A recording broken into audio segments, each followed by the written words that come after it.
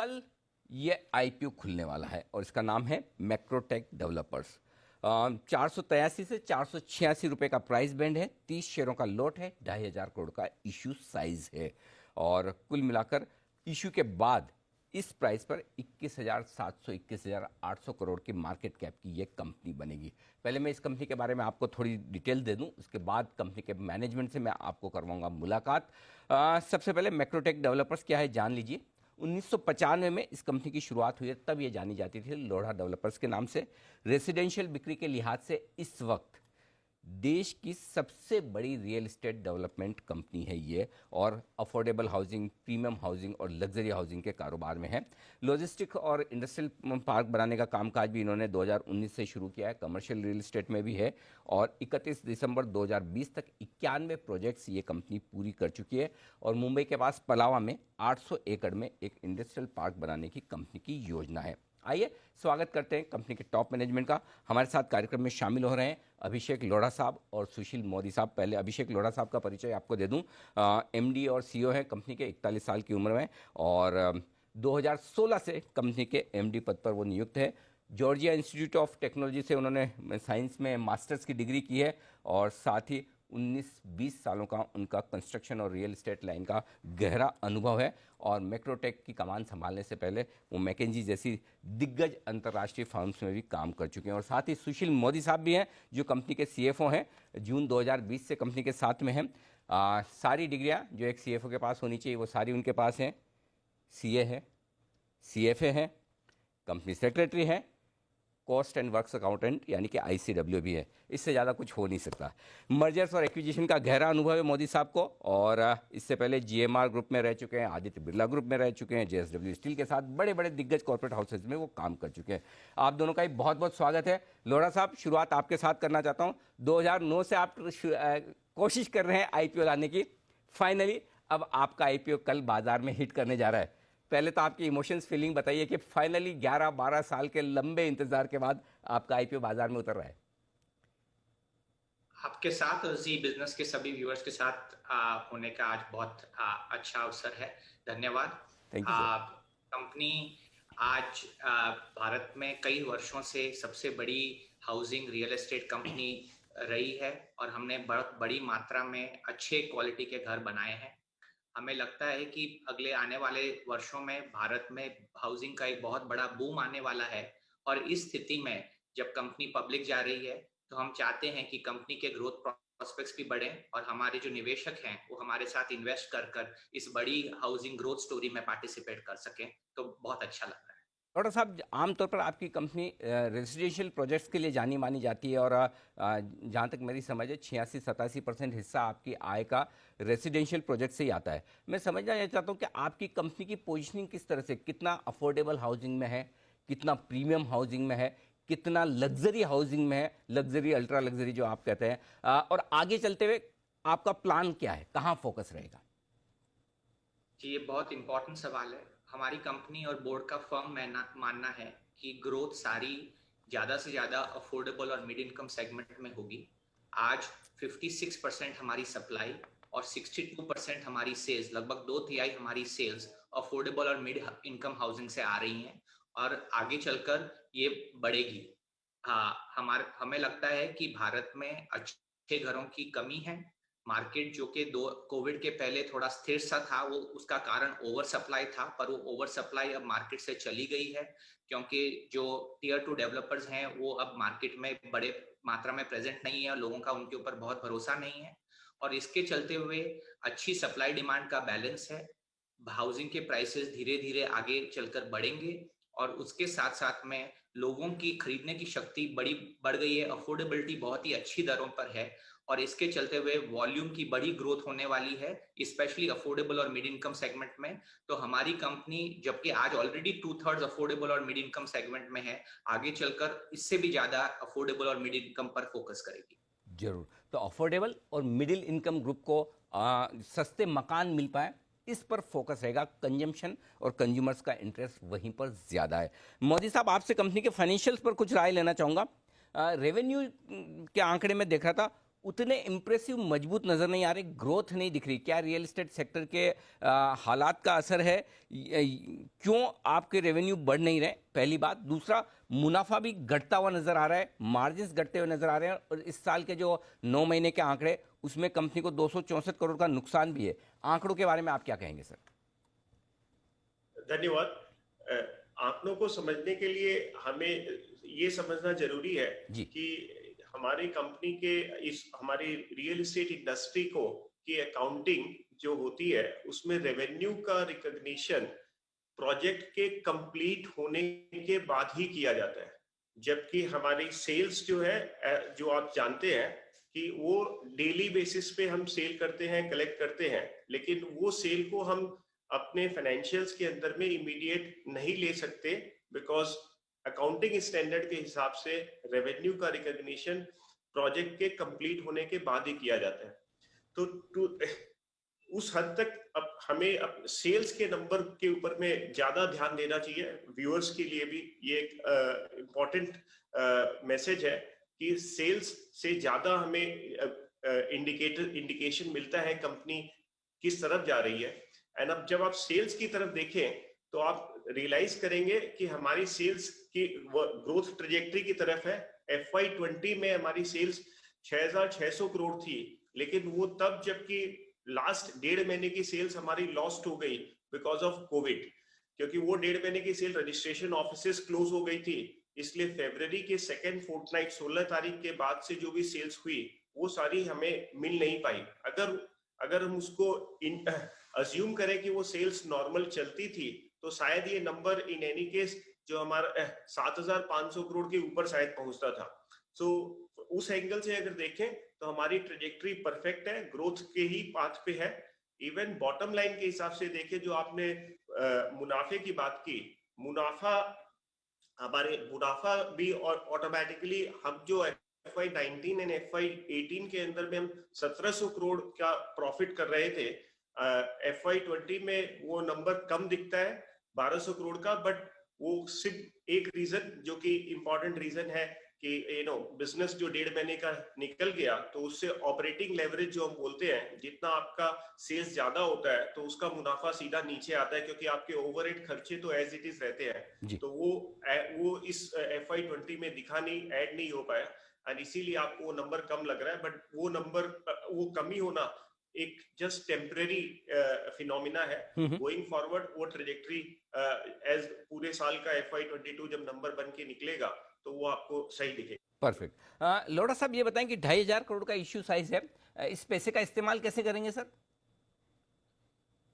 जी, 2,500 करोड़ में से हम 375 करोड़ रुपए ग्रोथ कैपिटल के लिए, नए project, JDA, joint development plus purchase के लिए यूज करेंगे। इसके अलावा 1,500 करोड़ रुपए हम डेट कम करने के लिए यूज करेंगे, और बाकी जो बैलेंस अमाउंट है वो जनरल कॉर्पोरेट पर्पसेस के लिए यूज होगा। जो भी कंपनी के लिए बेस्ट रिटर्न हो उस यूज के लिए यूज होगा। जी।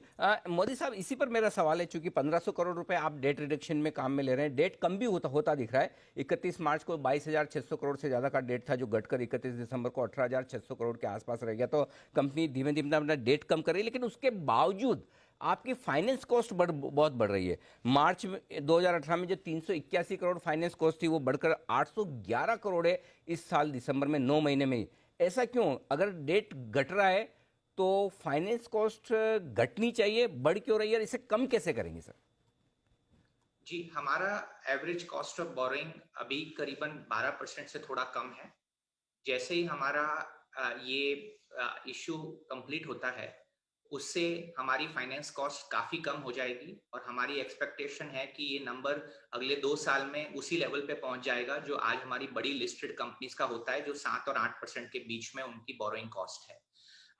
इस बोरोइंग कॉस्ट को जो आपने बैलेंस शीट से, आपने अभी जो P&L से नंबर्स मेंशन किए, ये भी जो सुशील बता रहे थे, एक अकाउंटिंग स्टैंडर्ड का क्वर्क है, क्योंकि सम परसेंट जो कुछ हमारा इंटरेस्ट कॉस्ट है वो डायरेक्टली इंटरेस्ट कॉस्ट के रूप में बुक किया जाता है और बैलेंस हमारा इंटरेस्ट कॉस्ट प्रोजेक्ट कॉस्ट के साथ में सम्मिलित किया जाता है।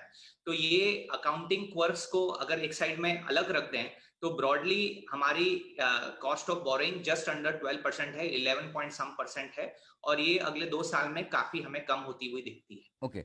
सुशील मोदी साहब, एक और आपके आरएचपी से जो मैं डिटेल्स पढ़ रहा था वो ये कि धीमे धीमे आपके नंबर ऑफ यूनिट्स जो आप बेच रहे हैं वो भी कम होती दिख रही है। इसकी क्या वजह? क्या आप ज़्यादा वैल्यू वाली यूनिट्स बेच रहे हैं या वाकई में पिछले कुछ 2-3 साल मुश्किल भरे रहे रियल एस्टेट सेक्टर के लिए, इस वजह से हुआ है? और आगे किस तरह का आउटलुक है इसको लेकर, ये बताएं सर।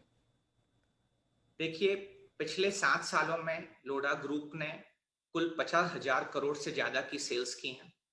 हमने इसी दौरान में करीबन 5.7 करोड़ स्क्वायर फुट, लगभग 6 करोड़ स्क्वायर फुट के यूनिट्स डिलीवरी की है। हमारा फोकस, जैसे मैंने आपको बताया, इंक्रीजिंगली मीडियम और लो कॉस्ट हाउसिंग की तरफ है, और इसलिए हमारा general trend lower cost units को बेचने की तरफ रहेगा। मैं जरूर ये बोलना चाहता हूं कि हमारा फोकस अच्छी क्वालिटी यूनिट देना है, ना केवल सस्ती यूनिट देना। लोडा, अगर आपने कोई भी हमारा प्रोजेक्ट देखा हो तो पूरे देश और दुनिया में विख्यात है हमारी क्वालिटी ऑफ डेवलपमेंट के लिए, और कोई भी प्राइस पॉइंट हो, भले लो इनकम का हो, मिड इनकम का हो या हाई इनकम का हो, हमारा क्वालिटी प्रोडक्ट बनाने पे बड़ा फोकस रहता है। और इसके चलते हुए आपका जो ओरिजिनल क्वेश्चन था, मैं फिर रिपीट करता हूं, जो सुशील ने एक्सप्लेन किया कि 2000 FY20 में जो लास्ट 45 डेज की सेल्स मिस हो गई, इसलिए कुछ आंकड़े बैलेंस नहीं दिखते हैं। पर FY19 से FY22 जो फर्स्ट फुल ईयर होगा FY22 का, आप देखेंगे तो हमारी सेल्स ग्रोथ और हमारी वॉल्यूम ऑफ यूनिट्स ग्रोथ बहुत क्लियरली दिखेंगी। बिल्कुल सर, आपके काफ़ी प्रेस्टिजियस प्रोजेक्ट्स मैंने देखे हैं मुंबई में, स्पेशली वर्ल्ड टावर और ट्रम्प टावर जो आपने बनाए हैं, वाकई में बड़े लाजवाब प्रोजेक्ट्स हैं और देखे भी हैं। लेकिन उसी के साथ जुड़ा हुआ एक सवाल भी पूछना चाहता हूँ। काफ़ी आपके जो कस्टमर्स हैं इन प्रोजेक्ट्स में रहने वाले, वो इस बात की शिकायत भी कर रहे हैं कि कुछ ड्यूज़ हैं प्रॉपर्टी टैक्स से रिलेटेड, कुछ ऐसे हैं जो देने बिल्डर्स की तरफ से बाकी हैं, और इस तरह की काफ़ी खबरें भी आ रही हैं। उन पर क्या कहना है आपका? जी बिल्कुल, कोई काफी खबरें नहीं है। एक न्यूज़पेपर ने एक आर्टिकल पब्लिश किया है। जी। आईपीओ के टाइम पे हर किस्म के व्यक्ति अपने अपनी मैं शब्द यूज करूं तो नाटक करने की कोशिश करते हैं। हमने बहुत क्लियरली स्पष्टीकरण कर दिया है कि उन लोगों को हमको पेमेंट करना काफी बड़ी मात्रा में बाकी है, और इसलिए वो अब इस स्टेज पे डिस्प्यूट कर रहे हैं। इसमें बिल्कुल कोई बात में तुक नहीं है। ठीक बात है, फेयर इनफ। लोढ़ा साहब, एक और बात बताएं कि जो आपके आरएचपी में है, 2 तरह की लाइबिलिटीज दिख रही है, उस पर आपका क्या कहना है मैं जानना चाहता हूं। एक तो ये कि क्रिमिनल मैटर से रिलेटेड 432 करोड़ की लाइबिलिटी है, और 7,753 करोड़ की लाइबिलिटी सिविल मैटर से रिलेटेड है। तो क्या इसको लेकर कोई शेयर होल्डर्स के लिए जो आपके आईपीओ में पैसा लगाना चाहते हैं उनके लिए कोई रिस्क है, क्या है, इसके बारे में थोड़ा सा एक जानकारी दें। जी, जो सिविल मैटर्स हैं उसमें से 90% अमाउंट, करीबन 6,700 करोड़, केवल एक लिटिगेशन के रिलेटेड है, जिसमें already arbitral tribunal headed by ex chief justice of India ने दिसंबर 2020 में हमारे फेवर में ऑर्डर दे दिया है। तो ऑलमोस्ट आप देख सकते हैं कि जो अमाउंट 6,700 करोड़ की लायबिलिटी दिख रही, क्या लिटिगेशन दिख रहा था, लायबिलिटी नहीं लिटिगेशन, क्योंकि हमारा भी 3,600 करोड़ का उसमें से क्लेम था और सामने वाली पार्टी का 3,000 करोड़ का क्लेम था, वो हमारे फेवर में ऑलरेडी ऑर्डर आ चुका है। तो ये सारे जो नेचर ऑफ लायबिलिटीज हैं, ये as per highest standard of disclosure हमने डिस्क्लोज किए हैं, क्योंकि हमारा गवर्नेंस और कंप्लायंस पे बहुत बड़ा फोकस है। पर कंपनी के ऊपर लिटिगेशन की तरफ से कोई मीनिंगफुल रिस्क नहीं है। परफेक्ट। लोढ़ा साहब, अब 2 सवाल आपसे ना सेक्टर को लेकर लेना चाहता हूं। पहला, कोविड के बाद जो थोड़ी बहुत रियल एस्टेट सेक्टर में हमें डिमांड दिखी है, क्या आपको ये लगता है कि ये डिमांड बड़ी सस्टेनेबल है और आगे भी बरकरार रहेगी? पहली चीज़। दूसरी चीज़, रियल एस्टेट की प्राइसेस को लेकर, स्पेशली मुंबई महाराष्ट्र जहां पर आपकी काफ़ी ज़बरदस्त प्रेजेंस है, उसको लेकर आपका क्या आउटलुक है, ताकि मैं एक सेक्टर का अंदाज़ा लगा सकूं कि रियल एस्टेट सेक्टर किस तरफ बढ़ रहा है। और चूंकि आप इस सेक्टर की दिग्गज कंपनियों में से एक होंगे लिस्टिंग के बाद, तो एक मुझे बिजनेस के बारे में आपका आइडिया लग सके, तो इसका आउटलुक दीजिए। देखिए, मैं इस बिजनेस में 18 साल से हूँ। मैंने कंपनी 2003 में ज्वाइन की थी जी। और 2004 से लगाकर 2010 तक सेक्टर में एक बहुत बड़ा पॉजिटिव मोमेंटम था। वॉल्यूम्स बढ़े, प्राइसेस बढ़ी। उसके बाद में जो पिछला डेकेड था 2013 से 12-13 से लगा के 2020 तक मार्केट काफी स्लो डाउन था। तो ये जो सेक्टर है ये 7-8 साल के साइकिल्स पे चलता है और इसका कारण केवल ये रहता है अंडर सप्लाई या ओवर सप्लाई।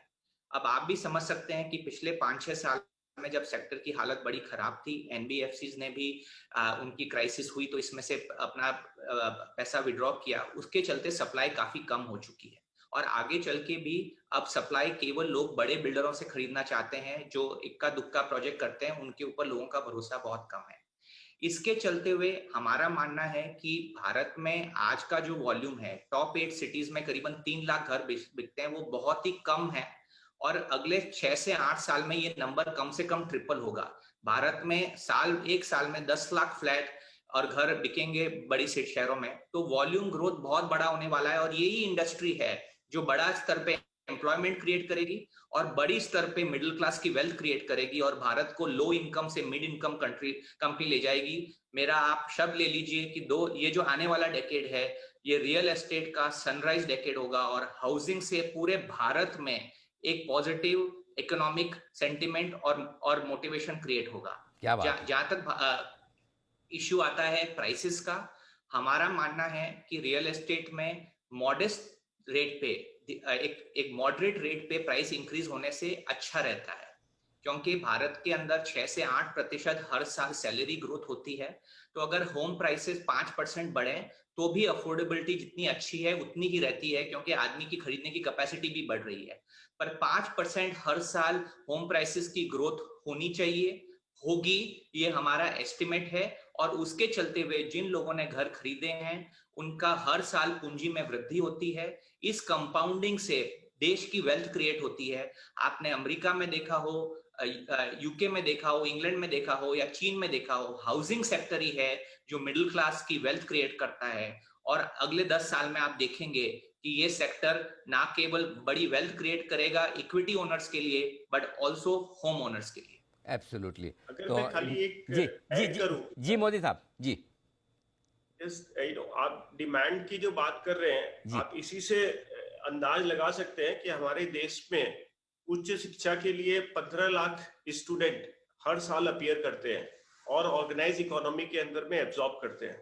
तो आप जस्ट अंदाज लगा सकते हैं कि डिमांड किस तरह की आगे चल करके होगी। एब्सोल्युटली। तो जो स्टेटमेंट आपने दिया लोढ़ा साहब, बड़ा इंटरेस्टिंग है कि अगले 10 सालों के लिए ये एक बड़ा सनराइज सेक्टर होगा। तो एक आखिरी सवाल लोढ़ा साहब आपसे, अभी तक आपकी प्रेजेंस ज़्यादा मुंबई में है, बाहर होगी तो मुझे ज़्यादा जानकारी नहीं शायद इस बारे में, तो बताएं इरादा क्या है सर, मुंबई में ही मतलब कोई भी जगह, कोई भी इलाका, कोई भी एरिया छोड़ना नहीं है, वहाँ पर हर जगह लोढ़ा के प्रोजेक्ट्स होने चाहिए, या देश भर में भी आगे विस्तार करने का इरादा रखते हैं हम? जी, आपकी बात सही है। हमने ज्यादातर मुंबई में फोकस किया है। हमने अभी ये निश्चय किया हुआ है कंपनी सिर्फ इंडिया में डेवलपमेंट करेगी, इंडिया के बाहर कोई डेवलपमेंट नहीं करेगी। और अगले 2-3 सालों में हमें लगता है कि हमारे पास में बहुत बड़ी अपॉर्चुनिटी मुंबई और पुणे में है।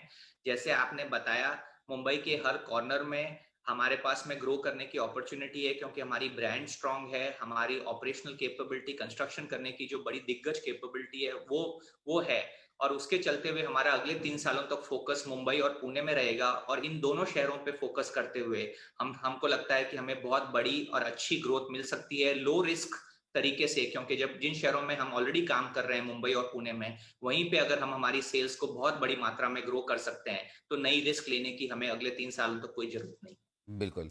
बहुत बहुत धन्यवाद लोढ़ा साहब, मोदी साहब, आपका हमारे लिए वक्त निकालने के लिए और अपने आईपीओ और कंपनी के बारे में हमारे दर्शकों से बातचीत करने के लिए। कल से खुलने वाले आपके आईपीओ के लिए बहुत बहुत शुभकामनाएं। उम्मीद करें आपके आईपीओ को बेहतरीन रेस्पॉन्स बाजार से मिले और आपके इन्वेस्टर्स अच्छी खासी वेल्थ आपके आईपीओ से, आपके शेयरों से बनाए। शुक्रिया आपका हमारे लिए वक्त निकालने के लिए।